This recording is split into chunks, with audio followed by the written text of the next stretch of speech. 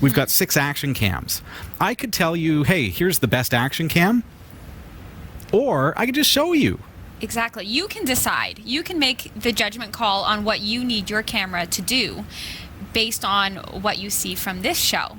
It's sort of like taking each of the 6 cameras for a walk yourself. You can't always do that. You can't go out and spend the thousands of dollars to buy 6 4K action cams and give them all a try yourself and hope that you got the right one.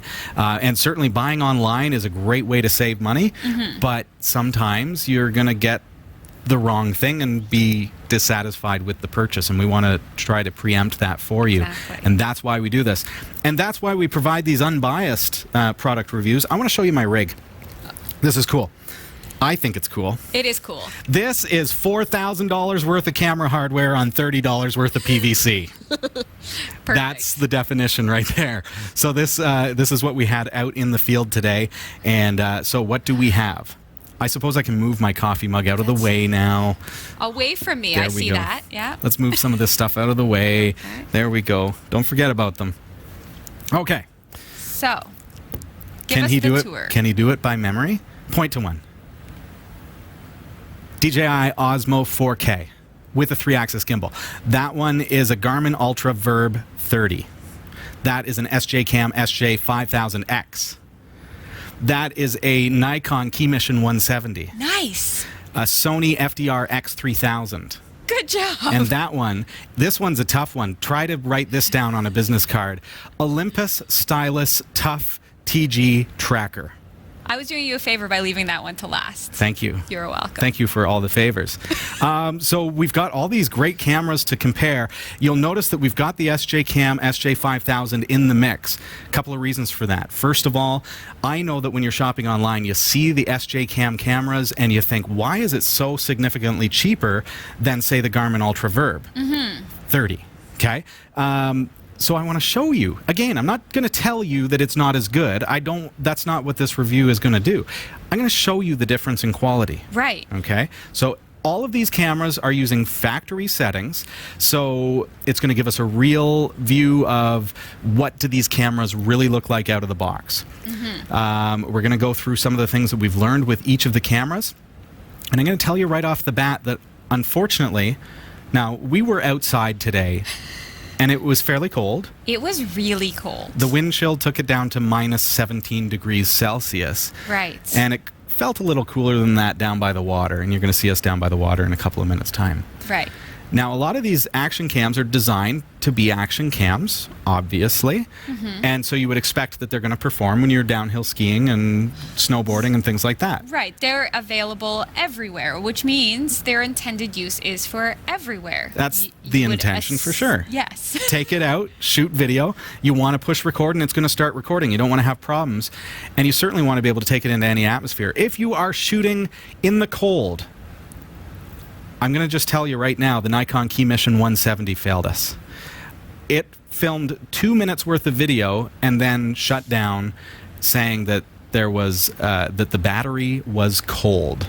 I didn't know that was said an that on the option, screen. Robbie, because I was pretty much feeling the same way. Yeah, just shut down. I am cold. All the rest of the cameras kept rolling. Yes. We only got 2 minutes of video on the Nikon Keymission 170. Right. The first error message that we got while we were shooting this morning, the Keymission 170 said, after just 2 minutes of recording, battery exhausted. Then I turned it back on and it said battery cold, and it gave me some kind of warning that it was going to shoot in a lower resolution mode, and then it shut off. Right, which, I mean, I guess that as a failsafe, if that had worked, that's great. So if it was cold, just shooting in a lower quality, say you get like the 4K in the ideal conditions, but then something a little bit lower when it's too cold. I want to too be the one hot. to tell my camera when to turn down the Right. resolution. But the fact that it just failed and stopped altogether, that's a no-go. And unfortunately, the Nikon Keymission 170 also overheated in our tests indoors.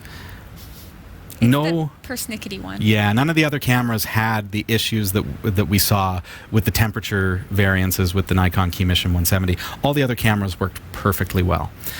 Okay, so we're going to get right into it. I'm just going to let you know, and when you're going to ask about, well, was the battery charged? All 6 of these cameras had full charge batteries when we left this morning. Right. We turned them all on at the same time and pressed record at the same time. There might have been a 3-second variance between when I turned on this camera and when I finally got over to this one. It didn't take too long. So, and this was actually the last one that I turned on because I went left to right. And they all had the same amount of memory in it. They all had the Kingston SD cards. Yeah, right? They had 64 gig Kingston micro SD cards. All of these are micro SD, so we were able to go with the best, and we put Kingston SD cards in all of them, which basically means rather than giving any one of these cameras an unfair advantage, we gave all of them an unfair advantage. Excellent. So they all should have performed very well. Keymission 170 unfortunately failed us. We do have a clip of later on this afternoon, the audio portion we were able to shoot as well with the Keymission 170, so that's the only clip that we have of that particular camera. It wasn't overly bright this morning. We were waiting for the sunrise, about 20 after 7. We were still waiting for the sun to come up, and it didn't happen. And then it happened afterward. It happened afterward, yeah. Magnificent. It was pretty neat. It was a pillar of light. By that point, I was driving under an underpass of Highway 400 in Barrie, and so I actually pulled over and walked into a parking lot and turned on the rig, and I got a video of that sunrise as well. So so you're going to see a sunrise in low light conditions as well. Beyond that, our other tests, we did footstep tests with and without human subjects. Right. Tell us a little bit about our human subjects. I was there, and Dave was there doing his international debut. My Dave joined us bright and early. They were all holding hands and snuggly and keeping warm. Yeah, he was really cold because he forgot his mittens. Forgot his mittens. Oops. Aw, poor guy. You know what? He was so struck by the rig and by the cameras that I'm really excited for him to watch this show because I know there's a couple that he really... Hey, let's see how this one and that one perform. Right, yeah. His focus was directed on a couple, and now he'll want to watch back and see exactly how they do. And then maybe for Christmas I get one. Can I just say, Al Peck is just saying, you know what? You could sew a string to Dave's mittens. I think that would be cute. Yeah. Okay, what other tests did we do? We did a spin test. That's when I, holding the camera rig, spin in a circle. And all of the cameras, we're going to see a snapshot, a freeze frame of how they looked during that spin test. Okay. So that's kind of a very high motion scenario. So if something was moving very, very quickly, because I spin fast. Well, which you would use in an action sort of scenario. Absolutely. If you're using this camera what do the for still sport. shots look like? Yes. Yeah. What do those still shots look like? Okay. And then we did a run test, which is when I ran at our human subjects, and I mentioned the low light sunrise test, and finally I shot an outdoor audio test of all of the cameras. All of them performed for that. So we're going to get to hear the sound from each of the cameras. Do keep in mind, as I'm holding the rig right here, I made sure not to put cases on any of them that were possible. The one that does have a case is the Garmin Virb Virb Ultra 30. Yes. I always mix up Ultra and Virb. That's okay. The Garmin camera, I had to put a waterproof case on it because it does not have any other way to mount to the tripod adapter. But what I did is I replaced the waterproof backing with the one that is meant for audio recording. So the backing has holes in it so that you can actually hear, but we're going to hear how it sounds with the case because that's how it works. And you'll see my SJCAM, I just mounted it with some elastic bands because I wanted it outside of a housing, and that was going to work for us. This one, interestingly enough, I thought I was going to have trouble with the DJI Osmo, but I got an L bracket here. I put a 1/4 inch wing nut and a 1/4 inch nut here, bolt, and just put it in that way, because it's kind of weird because it doesn't, unlike the other cameras, it doesn't have a threading on the bottom, it has a threading on the side. But a piece of stainless steel for $1.50 from the hardware store did it for us. That is an impressive rig, Robbie. It's pretty cool, eh? Yeah. So why we did this, why it's set up like this, is because we recorded everything simultaneously. So you're going to see an approximately 2-minute video from each of these cameras. It's going to be exactly the same video.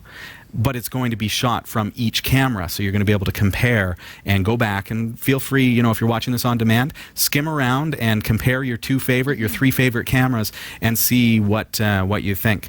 So we're going to get right into it with the SJCAM SJ5000X.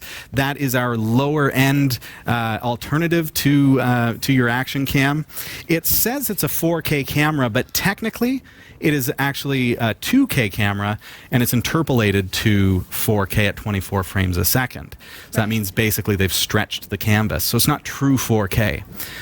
The SJ5000X is significantly cheaper, but it's really truly just 2.7K, which is fine, but you know, this is a 4K review. Right, it's not exactly in the same ball field. Yeah, exactly. Play in. I just want to be clear that it is advertised as a 4K camera, and if you're looking for a 4K camera, it's not truly 4K. I want to be honest with you here.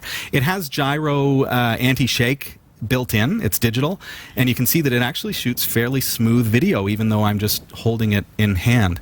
Now, this is our spin test. Here's a freeze frame for us, and that's what the freeze frame looks like from the SJCAM SJ5000X. It's not going to be perfect from any, but you're going to see the difference. So there's our run test. You can see anytime I step, there's a bit of a jitter. Right. It's not a complete... Oh, and there's that sunset. Or sunrise, I mean. Yes. Right over the highway. See that pillar of light? It's awesome. Very cool. So the camera is fairly impressive for the price, but we're going to compare it tonight to some others as well. Let's do the audio test. Finally, it's my turn. This is a test of selfie mode. So as I walk and hold these cameras in front of me, how does each one look? Also, it's a test of the sound of each of these cameras. So here's our sound check. Hello, I'm Robbie Ferguson. Thanks for watching this demonstration.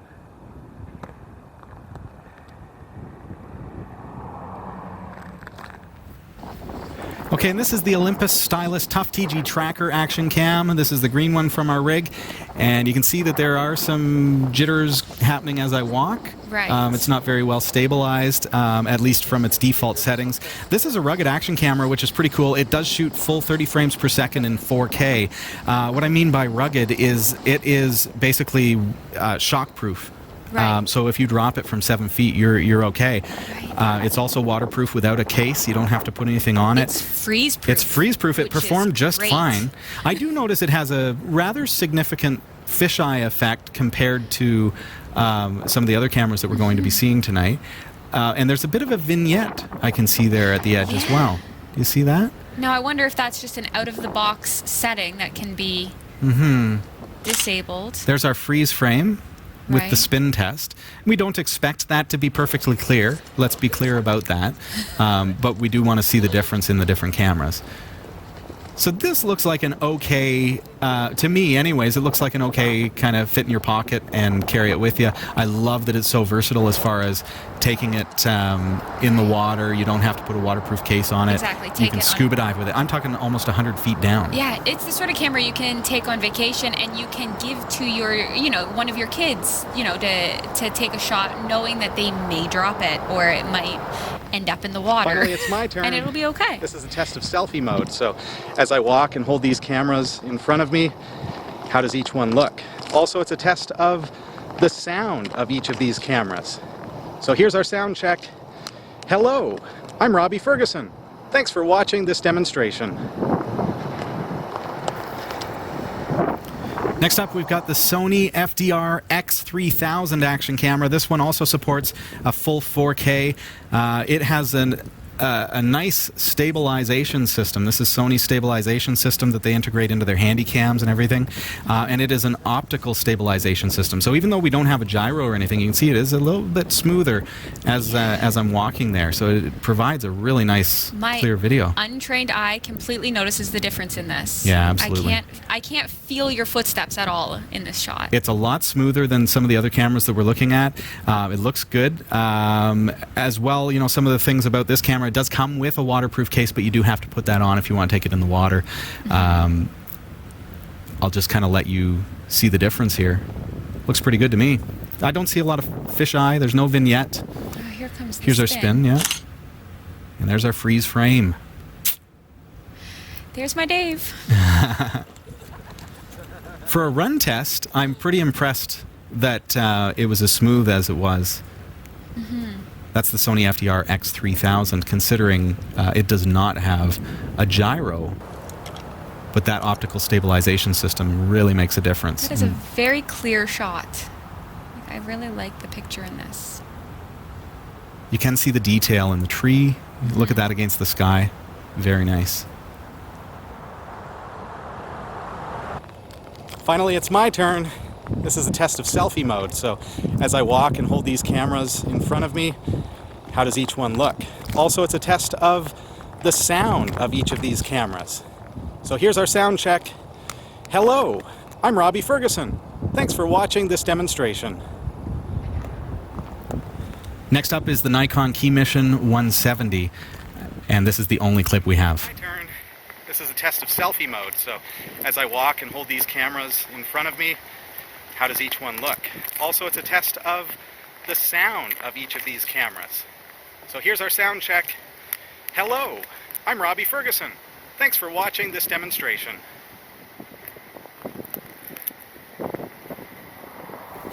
Very unfortunate. Very impressed with the video quality.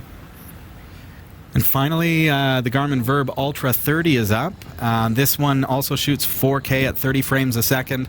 Has a bit of a darker hue to it. You can see that the exposure is a little lower than the other cameras that we're looking at tonight.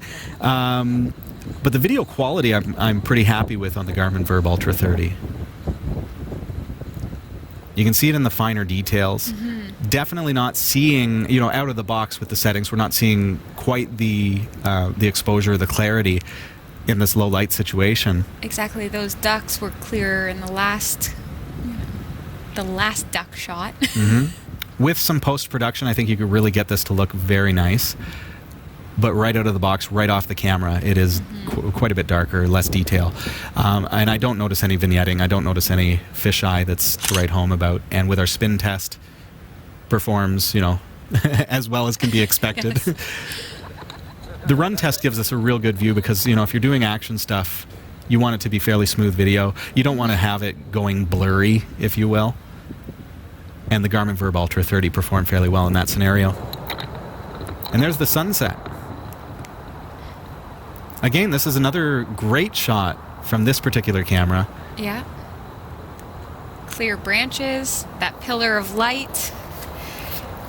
That was breathtaking spectacular. Finally, it's my turn. This is a test of selfie mode. So as I walk and hold these cameras in front of me, how does each one look? Also, it's a test of the sound of each of these cameras. So here's our sound check. Hello, I'm Robbie Ferguson. Thanks for watching this demonstration. And last but certainly not least, it's the DJI Osmo. This is a 4K video camera with the 3-axis gimbal, and you can immediately see the smoothness of the video. So if you're shooting what we call run and gun, if you're shooting in the field and you want some really smooth video, it's a very small rig. I had a conversation today about how we used to have to use a Steadicam in order to get that kind of video. Look at this. Now it is just super smooth. Now I do notice it's on a bit of an angle, and I'm not sure, that may be my calibration. Certainly that's not the norm for this camera. I think I had turned it in such a way that it is on an angle, but that can be corrected. Of course, the motors can be adjusted so that just with a thumb on the joystick, it will fix that. But in particular, we're looking at the quality, and there's our spin test. You can see the camera that popped in there, the Olympus camera, because the gimbal wanted to turn and keep its eye on YouTube. Right. And did you see how it kind of followed you there? Yeah. Yeah. Which would be great in the field, like actually in a scenario when you're running past somebody.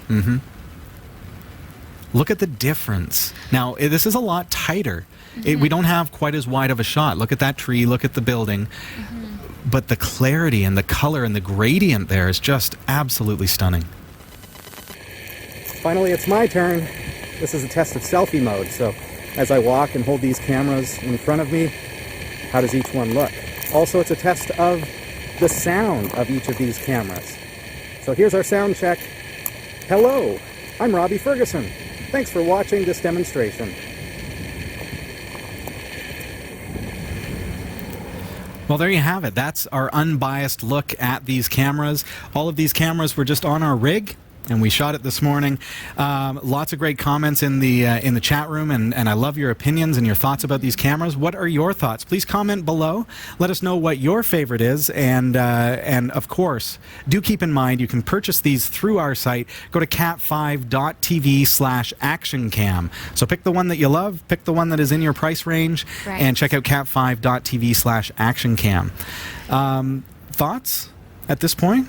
Thoughts at this point is, well, I mean, it's hard to be unbiased about this sort of situation, but as just like a casual observer of it, to be honest, and we know that I have a love of robots, and so I find this. You find the DJI camera pretty impressive? So adorable. Oh my! And then, like, it functions so well. Yeah. So to give you an idea, so watch the DJI camera with the gimbal here. And when I was talking about the level of it, I should have been more conscious of making sure it was level before I started shooting. But of course, I don't have a screen on it, so I couldn't tell. But watch what the camera does. Yeah. See that? So where these other cameras would suddenly be shooting crooked video, exactly, the DJI Osmo does that. So that's why we're getting that so silky smooth floating video. Mm-hmm. Where the DJI Osmo is not the perfect camera is you can't really mount it on top of your helmet. Right. It's really what we call a run and gun camera. It's a really neat form factor for shooting video. It's fairly lightweight and allows you to shoot really silky smooth video without a big rig. Right. That's the thing, and it is 4K. I mean, where the Olympus Stylus looks more like the camcorder of old, just shrunk down. Yeah, did you see this? It pops right out, and you've got the screen. Right. I feel like he performs more like the camcorder of old. Like, you'd want to use that for things like birthday parties and, you know, anniversaries. Sure. And really, really easy to just pull it out and start shooting.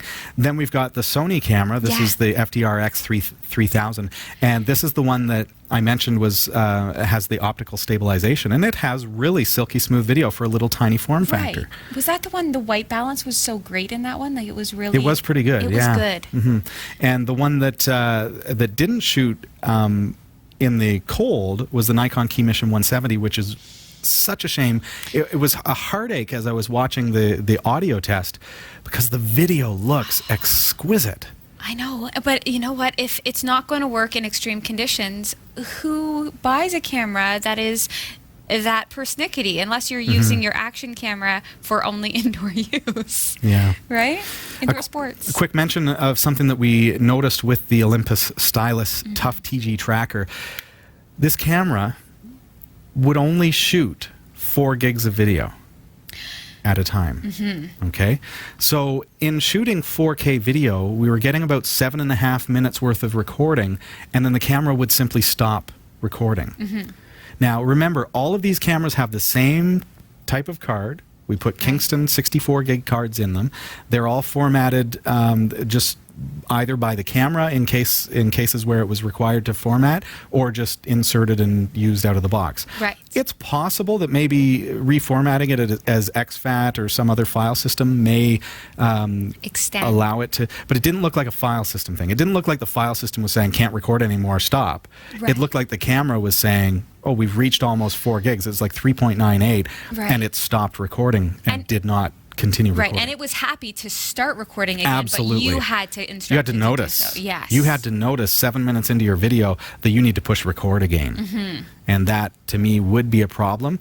I'd be interested to learn a little bit more about why that is. And, of course, file systems, older file systems had a limitation of 4 gigs, so it would stop recording in order to save corrupting the data so that you don't lose your video. But I want to see it continue recording. I want to see it at least instantaneously continue recording to a second file if necessary, like the Canon cameras do. Like they just continually keep creating new files, and so you end up, you know, if your video is an hour long, you might end up with 10 videos, but you can put them back to back in your editor.